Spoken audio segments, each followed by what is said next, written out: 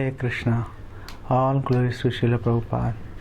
So we will continue our discussions on Narad Bhakti Sutra. So today we will discuss Sutra 47, which is Yo Vivikta Sthanam Sevate Yo Lok Bandham Unmulyati Nistragunyo Bhavati Yo Yoga Kshemam Tyajati. And the translation is as under.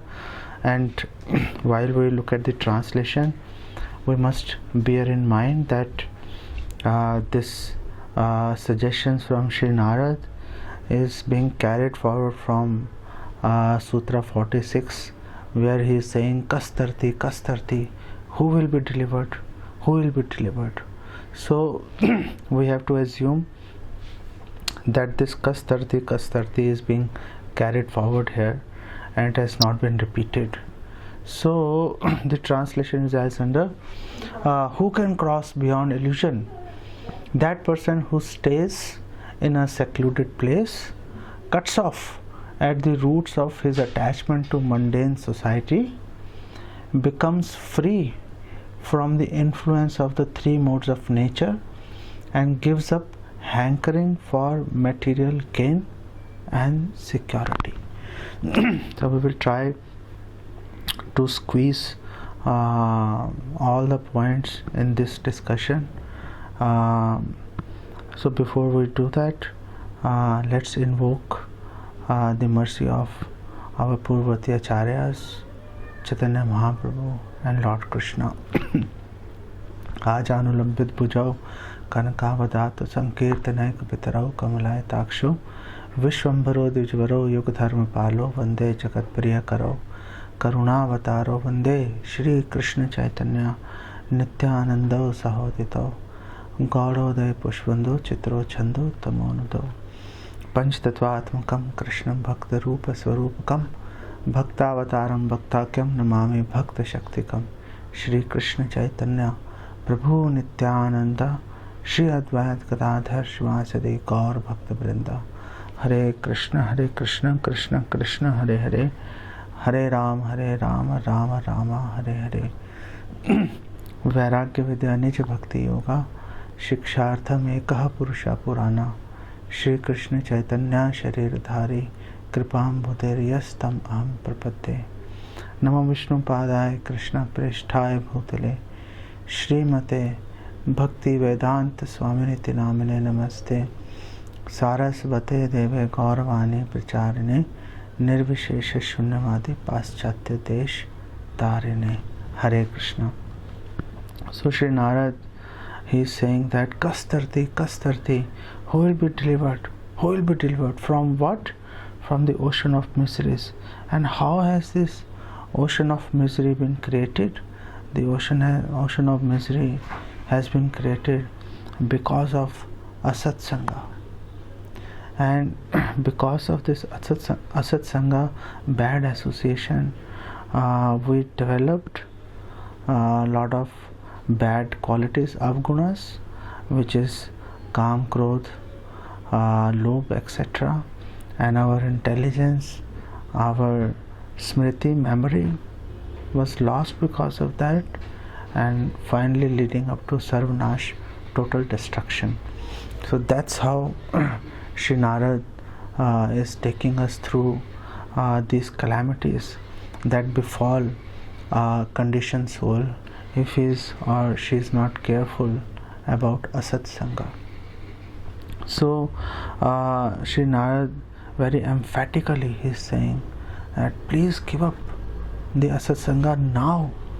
Don't think I will give up it in some future date. It is now, the time is now.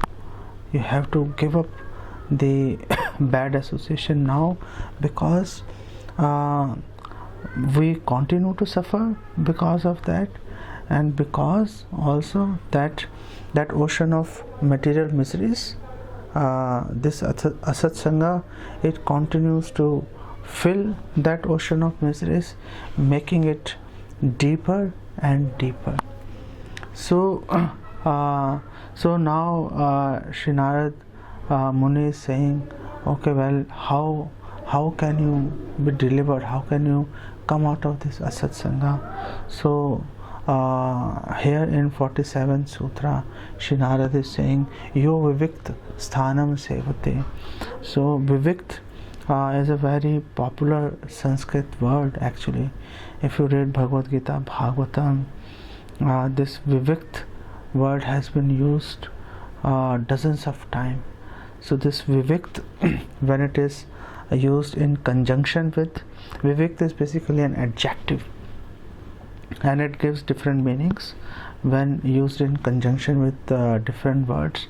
So for example, it has been used here in conjunction with sthanam, place.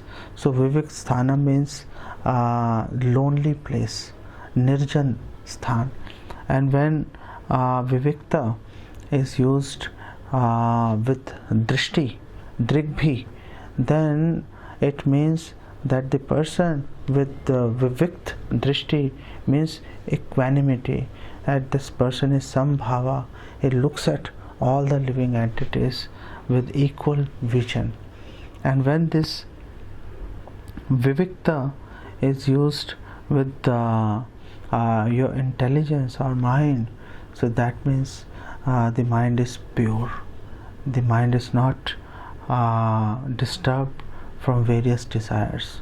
So and I have given you only a couple of examples. If you look at Srila Prabhupada books, you will find many other alternatives or uses of this word vivikta. So when Sri Narad is saying that okay, one should live in a lonely place, then in a secluded place, so what does it actually mean for a devotee? For a devotee, actually it means that a devotee lives with other devotees. For a devotee, it doesn't mean actually, well, a secluded place can also be a tirthan, a holy place. One can go and live in Mathura, Vrindavan, Mayapur, Puri, etc. All these places, well, those are wonderful places to live in. And Srila Prabhupada says that it is impossible that somebody lives in Mathura Mandal, the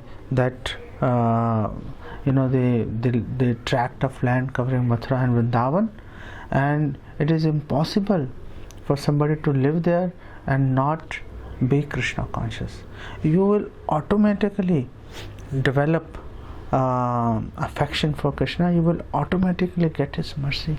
When when Krishna subdued Kaliya Nag and he was dancing on his hoods, and Kaliya Nag, he couldn't bear, he couldn't tolerate the lotus feet of Krishna, which were the gopis, they were always afraid, they were always concerned that Krishna's lotus feet will be injured when he will put those lotus feet on the forest land, when he is going to tend the cows. The same lotus feet, which are even softer than a lotus petal, when Krishna was dancing on the hoods of Kaliya Nag, it was more tormenting than even Indra's thunderbolt Vajra. So, but the Nag Patnis, they were very happy. Oh well, look, the mercy Kaliya, our husband, has received. This mercy even we haven't got. Even Lakshmi doesn't get this mercy. Even Brahma, Shiva, they hanker for this mercy. And Krishna has, without any apparent reason, Krishna has delivered his causeless mercy. So there our acharyas explain that Kaliya Nag, he got that mercy because of taking shelter of the Mathura Mandal of Braj Dham. So this is the glory. But Srila Prabhupada also advises that one should not try and prematurely go and live in a secluded place, just like Srila Haridas Thakur, and try and chant the holy names for cheap adoration. Srila Prabhupada is warning us again and again. So what should we do for a devotee, for a neophyte devotee like me? It is advised that one should remain in the association of devotees. The association of devotees is basically as good as a secluded place. The when Sri Narad is using the word secluded, it actually he meant to say that free from material disturbances. If you live in a society, then you are bound to get caught up in the current of the society, which is very popularly called rat race. And people talk about rat race and forgetting that in the rat race only rats participate. So if we are also part of that rat race, then you need to figure out who you actually are in that material body. So a devotee has to figure out a way not to be disturbed by the force of the society, family and friends. And that is why in this sutra itself Sri Narad is saying that he should cut off the root of his attachment to mundane society, that Gramya Katha, you should cut off that.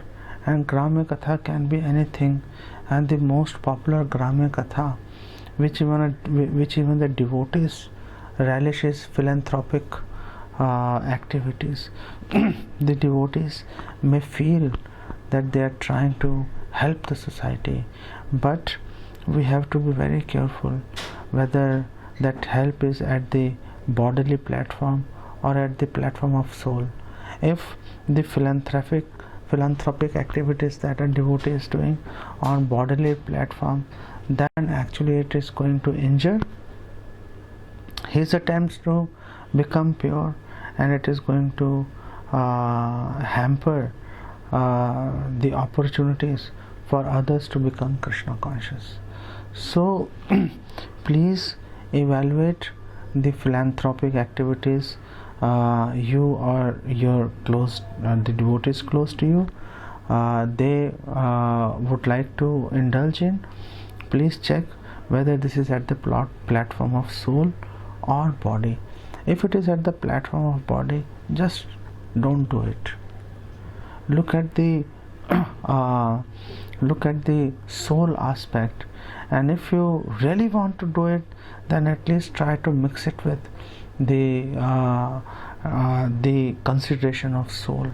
At least let people know that, well, we are coming from the platform of soul, and because you cannot appreciate that fully, so we are trying to help you in this way to actually eventually bring you up to this particular platform. So unless we do that, actually we might fail miserably in our attempt to please the Guru Parampara and Lord Chaitanya. So this is, so we look at, Kolavecha Shirdhar. He was living in utter poverty. We know about Raghunath Das Goswami. He was eating spoiled rice, and Lord Chaitanya, he was happy for them. He didn't make any attempt whatsoever to help them financially. I mean, they were feeling pleasure out of this. They were perfectly comfortable. And Chaitanya Mahaprabhu also, we don't find any evidence in Chaitanya Charitamrita or Chaitanya Bhagavat where Chaitanya Mahaprabhu asked other devotees to help. And in fact, when Raghunath Das Goswami stopped taking financial help from his family, his father, and later even stopped begging. Chaitanya Mahaprabhu expressed satisfaction. Oh, well, now you are making progress. So from these examples we should really evaluate whether what kind of help we are trying to give. If you look at Arjuna, when Arjuna was before Krishna spoke Bhagavad Gita, right at the time of the beginning of the battle of Mahabharata, Arjuna was apparently, it seems that he was in the bodily conception, and he used up the whole first chapter of Bhagavad Gita and many verses in the second chapter of Bhagavad Gita, talking about his relatives and all the whole world. And he was talking about Varna Shankara, the unwanted population. He is talking about so many family traditions and this and that. And Lord Krishna, he wasn't convinced. He said, well, you are talking like a learned person, but actually you think you are a learned person, but actually you are talking foolish. What nonsense are you talking? At least you have to consider your parentage, that from your mother's sides and your father's sides, both sides, you have come from exalted family. So this kind of nonsense discussion on bodily platform actually doesn't suit you. So this was Lord Krishna's reaction. So the idea to live in a secluded place and to cut off the attachment to mundane society actually is both of them are very closely related. So the idea is not to actually go and live in a solitary place. The idea is to not associate with them. The idea is to give them association and not take their association. This is what Srila Bhaktisiddhanta Saraswati Thakur did when he was prohibited or proscribed by Gaur Kishore Das Babaji Maharaj. He said, well, don't go and meet the wealthy people. They after the departure, the passing away of Gaur Kishore Das Babaji Maharaj, many people objected and told Bhaktisiddhanta Saraswati, well, your Guru Maharaj told you not to meet wealthy people, but you are meeting. Bhaktisiddhanta Saraswati Thakur said, well, I don't associate with them, I give them association, I don't take their association. And this is the exact point that Srila Prabhupada makes in his purports many times, not once or twice, many times he is making this point in his books and his lectures. And Srila Prabhupada says that the idea of making the ISKCON temples is to create an opportunity for ISKCON devotees to give association and not take association. So let's not be influenced by the wealth of people. Let's engage everyone in service. Let's engage their wealth in service. Let's make sure that it should not so happen that we only take money and then forget about the person. Whomsoever we are taking donations, it is our responsibility to make sure that we give some spiritual wealth to that person. We try and engage that person spiritually. If we are not doing that, then it becomes basically a mundane activity, so as to say. I was reading some report on this coronavirus and how it is being handled in Pakistan, and the fanatic, the imams or the priests, Muslim priests in Pakistan or even in India, we have seen that, but they are not so prominent here. So things are kind of under control for now. But if in Pakistan, I mean, even the government can't control them, and the government is saying now, because this Ramadan is coming, the month of Ramzan, and the mosques, every imam says we can't keep our mosques closed. We have to let all the devotees, all the Muslims come and pray shoulder to shoulder. So this particular scholar, Muslim scholar, he was analyzing that, and he was saying, well, the idea is not devotion. The idea is that during this month you get donation for the entire year. You use the donation received in the month of Ramadan and you use it for the entire year. If you tell people to stay indoors, and if you tell people not to visit the mosque, then you lose an opportunity to receive their money. And so the imams, actually, they are not after spiritual welfare of the innocent Muslims, devotees, but they are actually after their wealth. And that's what this Muslim scholar basically concluded. But then, so let's ensure that we are not also falling in the same category. We are not only after this money. Money is, Krishna is Lakshmipati. Krishna will send money. Purity is the force. You have to act in a pure manner, and the money will flow.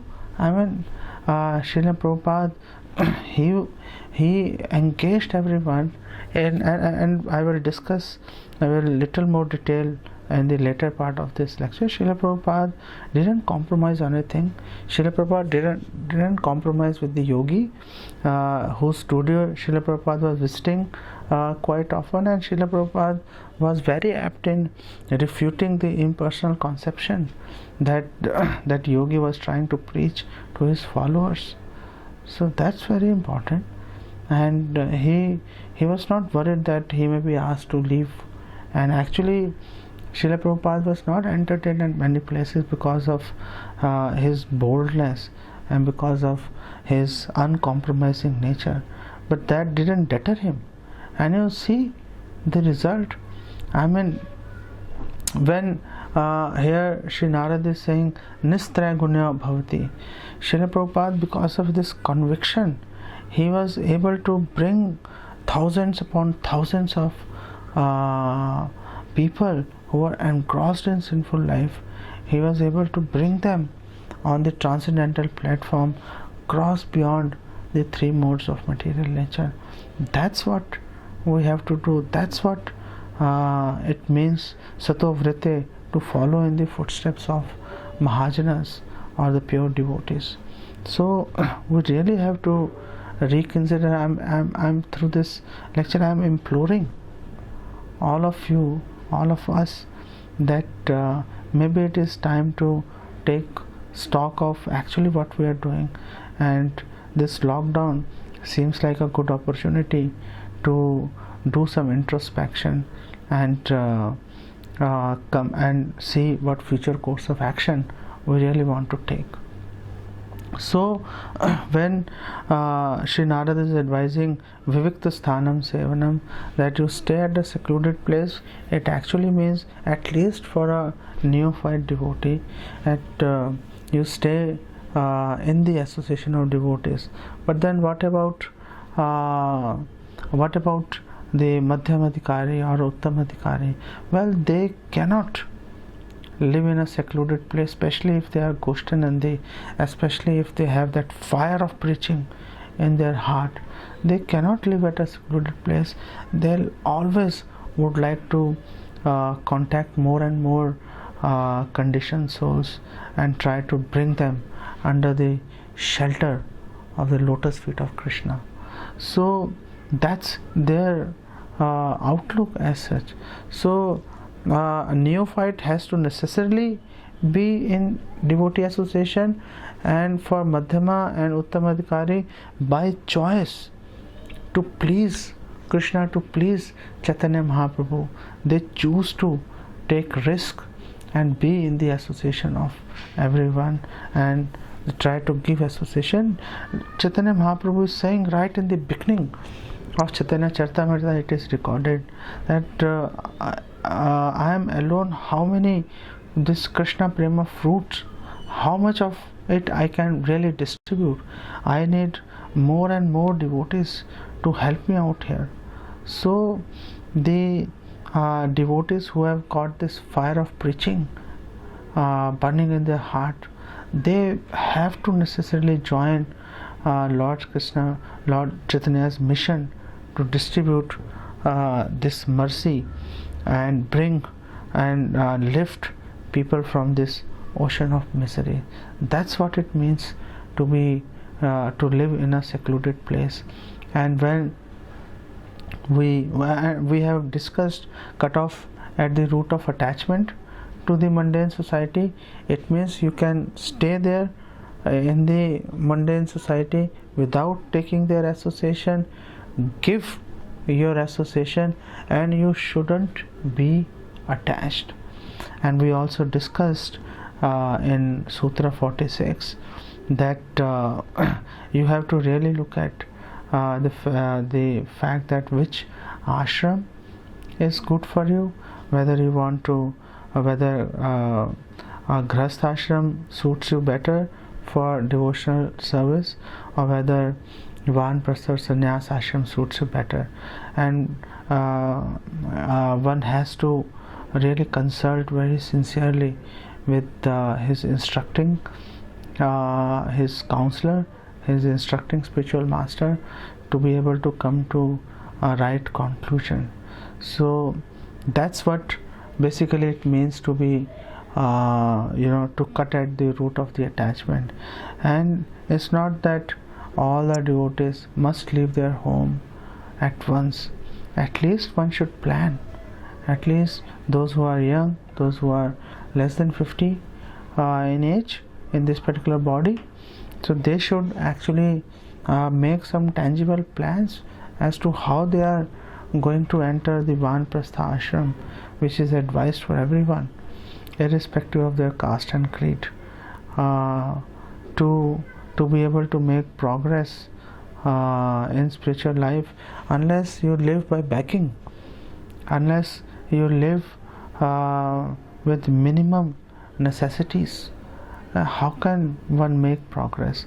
And we are going to touch upon this point again while we discuss Nistraya Gunyo. So when we say, so this particular advice that Sri Narad is saying, same advice is being given by Lord Krishna right in the beginning of Bhagavad Gita in chapter 2 verse 45, where he says that Traya Gunya Vishya Veda Nistraya Gunya Bhavarjuna, and he says Nirdvando Nitya Sattvasto Nir Yoga Kshem Atmavan, that you become you don't be influenced by the three modes of material nature. You should rise above that and become transcendental to three modes of material nature. And then there is another part that which says Niryogo, and Niryogo Kshem, that you should give up the idea of the profit and safety. So let's first discuss this Nistraya Gunya Bhavarjuna. So why is Krishna advising everyone to become transcendental to three modes? Why Sri Narad is advising everyone to become transcendental to three modes? The first point is that the jiva, why three you should become transcendental? Because Srila Prabhupada explains that jiva is put into different species of lives because of three modes of material nature. And Lord Krishna explains in Bhagavad Gita, Karanam Gun Sangasya Sad Asad Yoni Janmasu, and we are entering in 8.4 million species of life, we are entering and we are moving up and down in this whole cosmic manifestation because we are associating with three modes of material nature. So how to get out of it is simply become transcendental to three modes of material nature. That is why very out of compassion Krishna is imploring, Sri Narada is imploring that you become Nistragunya, you become transcendental to three modes of material nature. And the second reason why one should become transcendental to three modes is because Krishna is transcendental to three modes. And if we are in the influence of three modes, and if we are reading scriptures, especially Vedas, within the umbrella of three modes of material nature, then we will never be able to attain Krishna. We will never be able to realize Krishna. We will never be able to see Krishna face to face.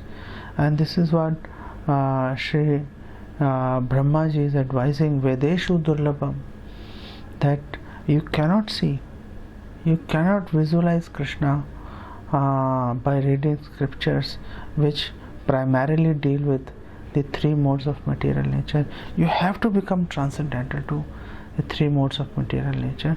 That's what is required. Vedeshu Durlabham Adurlabham Atma Bhakto, that Krishna is very easily available to the devotees. Bhaktya Mam Abhijanati Yavan Yaschasmi Tatvata, that one can, Krishna saying in Bhagavad Gita, that one can understand me very easily by the dint of devotion. And if somebody thinks that remaining in three modes of material nature we can understand Krishna, well, that is the biggest deception, the cheating one can do to oneself.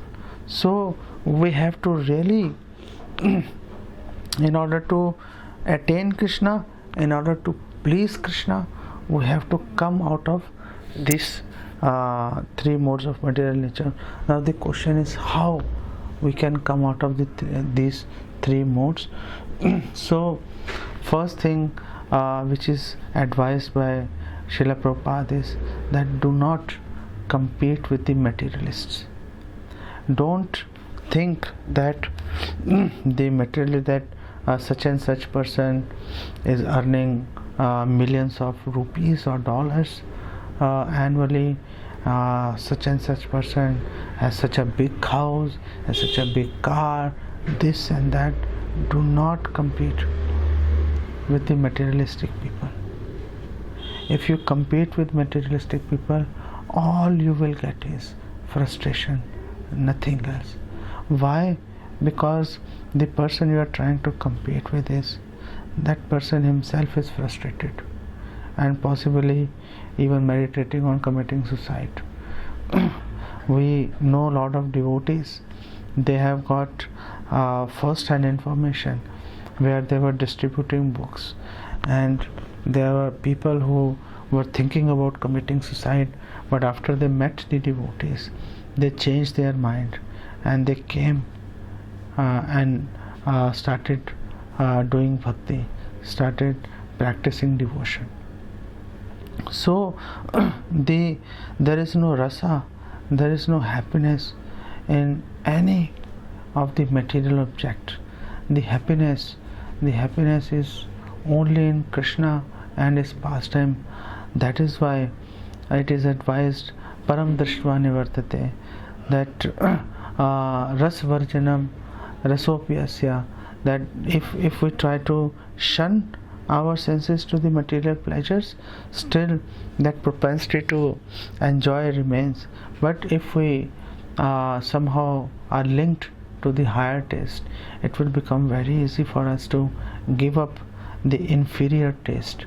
So one thing we should do is that we should not compete with the materialistic people.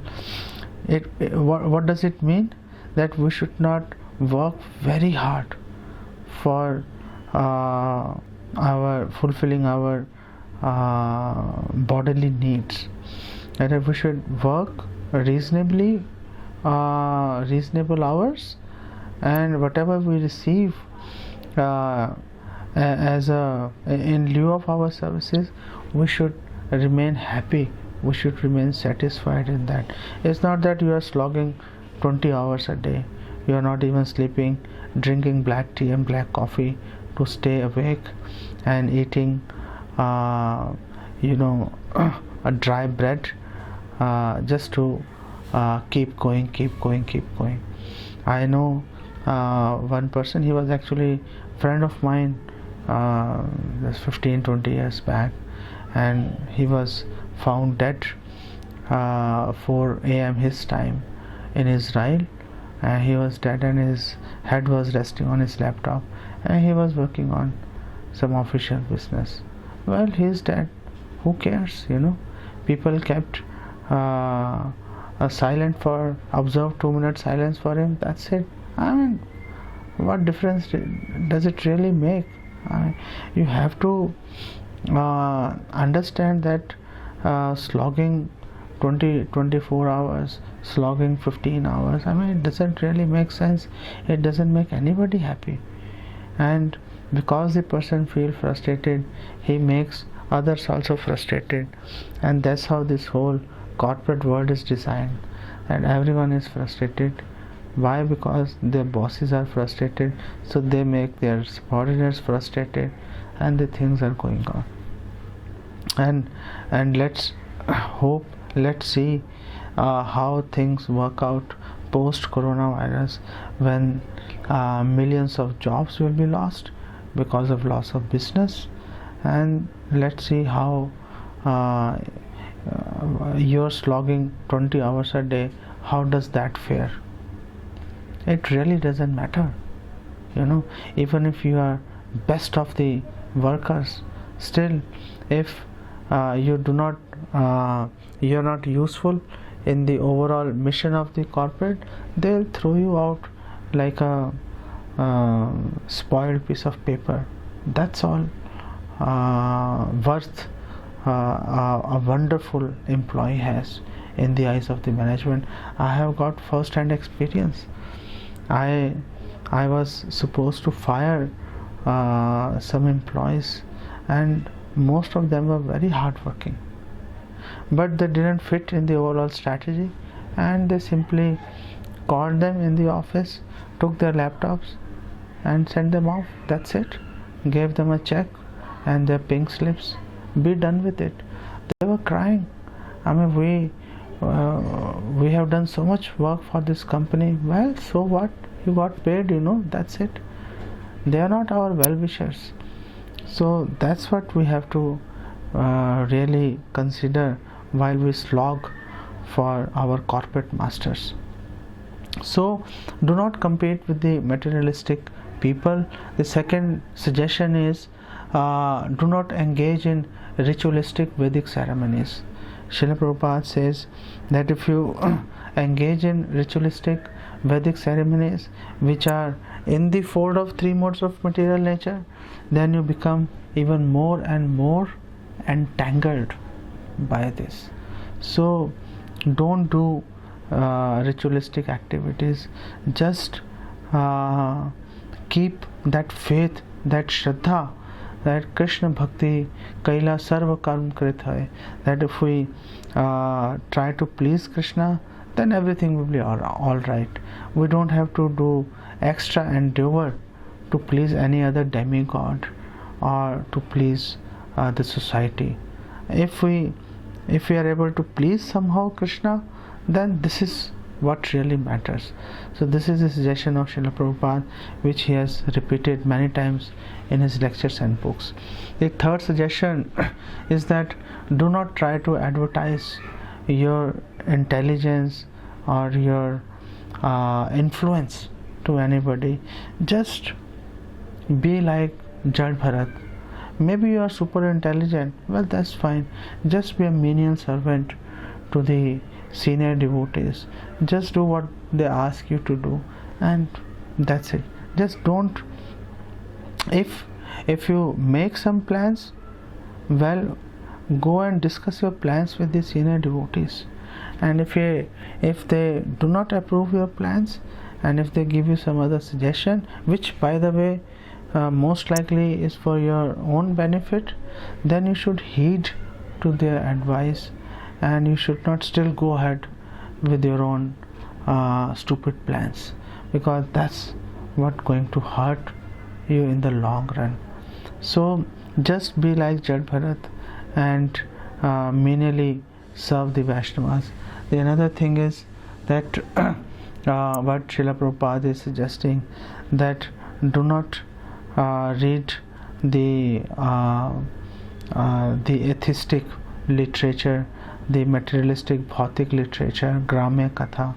Read the scriptures which describe about Krishna, or which describe the teachings of Krishna. That's what will actually lift us out of this three modes of material nature. And Srila Prabhupada gives an example of Ajamil, that Ajamil, he was earlier engaged in executing ceremonies, got stuck with the prostitute for several years, and then eventually in the discussion of between Vishnu Duta and Yamadutas, Ajamil understood the futility of everything save and except devotional service to Krishna, and which he did for the rest of his life, useful life. So that's what it is advised by Srila Prabhupada, that we shouldn't we should read scriptures only which are connected with Krishna and nothing else. And fifth suggestion is to follow the instructions of Krishna. And I said earlier, we said, okay, Arjuna was in three modes of material nature, and he was worried about his grandfathers, his fathers, the persons who are at the stature of his father, and his brothers and friends, and everyone in general. And Krishna told, well, this is bodily concept. Na jayate mrite va kadachin. The soul is never killed. Soul is never dead. So you please come at the platform of soul and then talk to me. So Arjuna followed the instructions of Krishna, and even though he killed millions of people in that battle, still he never incurred any sin, and he maintained a blissful temperament. A Kanishta Adhikari,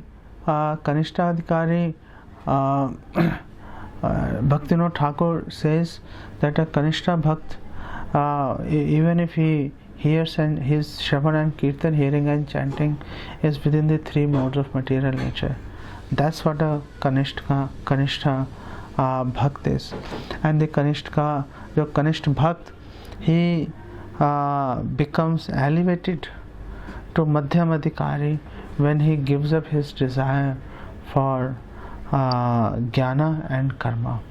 So give up fruitive activities, don't follow Vedic ritualistic stuff, do not read atheistic literature, give up the jnana, and by doing that, gradually in the association of devotees, which is actually secluded, called Vivikt Sthan for a devotee to live with the association of devotees, gradually the person will come up to the transcendental platform. That's what is being advised here. Now the last point, the yog shame, that the person should give up the desire for material profits and safety. So it is very easy to understand that we cannot really protect ourselves and others. And Prahlad Maharaj says, while praying to Lord Narasimha Dev, that if you ignore somebody by your upeksha, if you don't care for somebody, then the mothers and fathers, they cannot protect their child. The doctors cannot save their patient. The boat cannot save the rider. Everyone is destined to die if you do not care for them. And the same expression actually is discussed in Srimad Bhagavatam, where it says that the karma, svabhava, jiva, dravya, kalascha, karmascha, svabhava, jiva, evcha, santi yad anugrahata, na santi yad upekshya.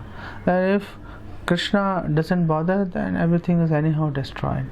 So one should be very careful about that, and we can actually see that in the example in the life of Prahlad Maharaj. Hiranyakashipu, the most powerful man, was trying to kill his own 5-6-year-old son. What kind of defense can he really have?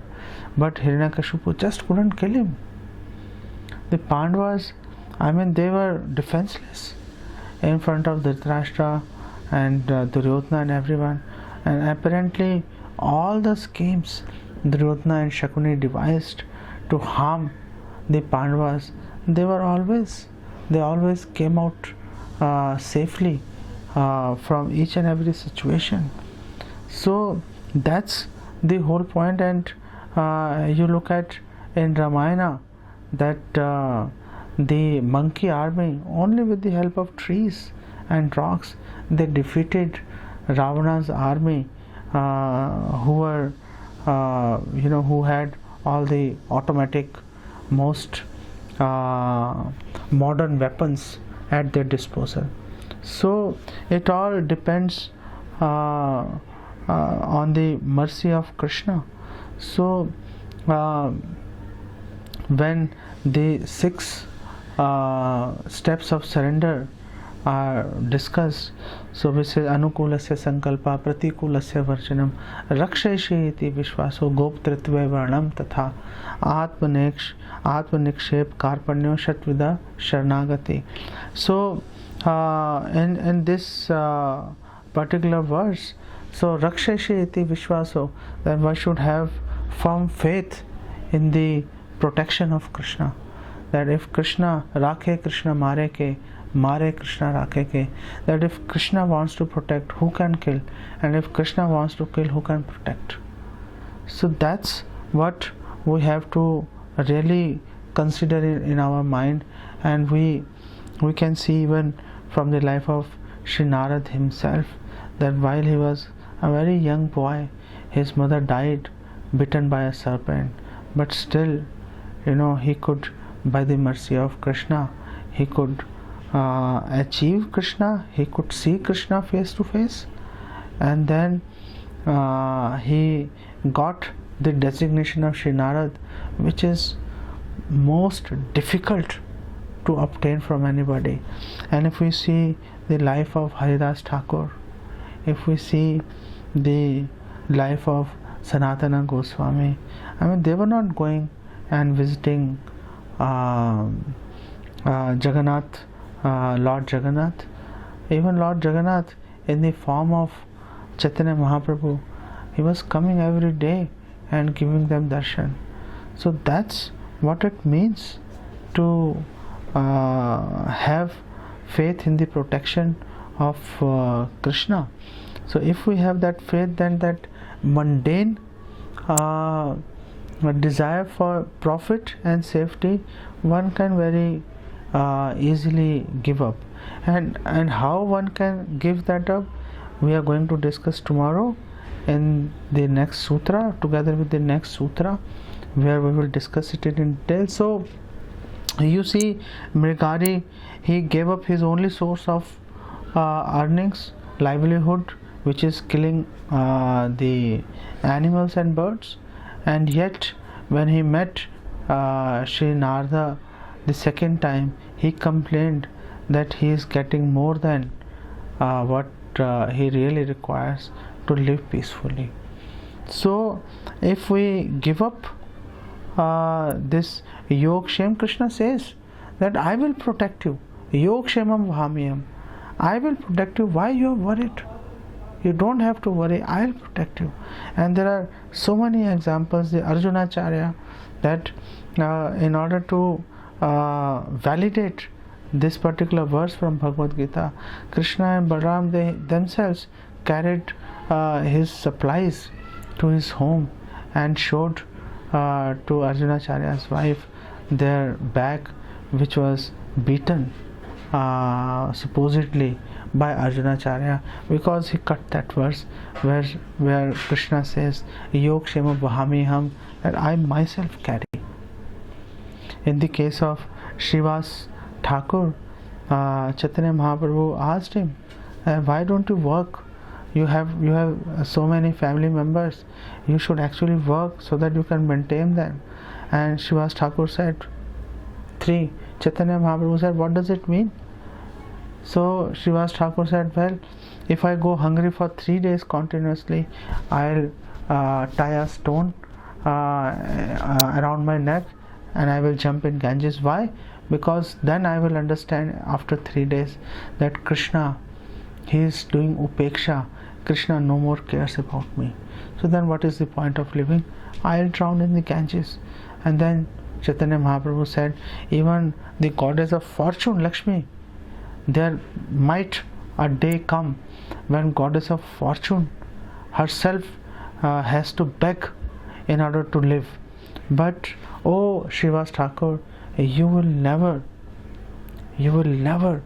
feel any loss of or any deficiency in your daily needs, and everything will come on its own on your doorsteps.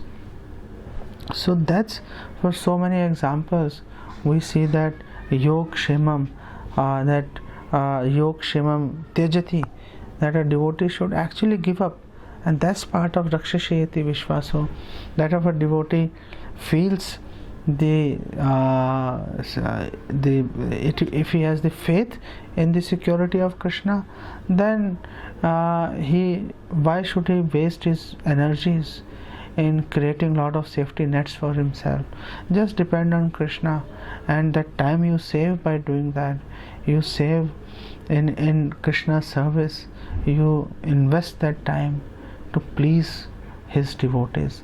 And if we do that, and then by doing this, Sri Narad is assuring us that anybody who does that, he will go out of this ocean of miseries, none else.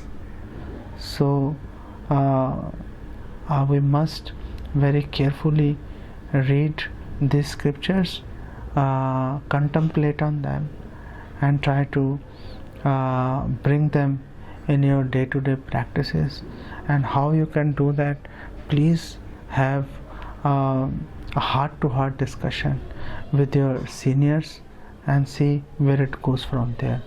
Jagat Guru Srila Prabhupada ki Jai. Hare Krishna, Krishna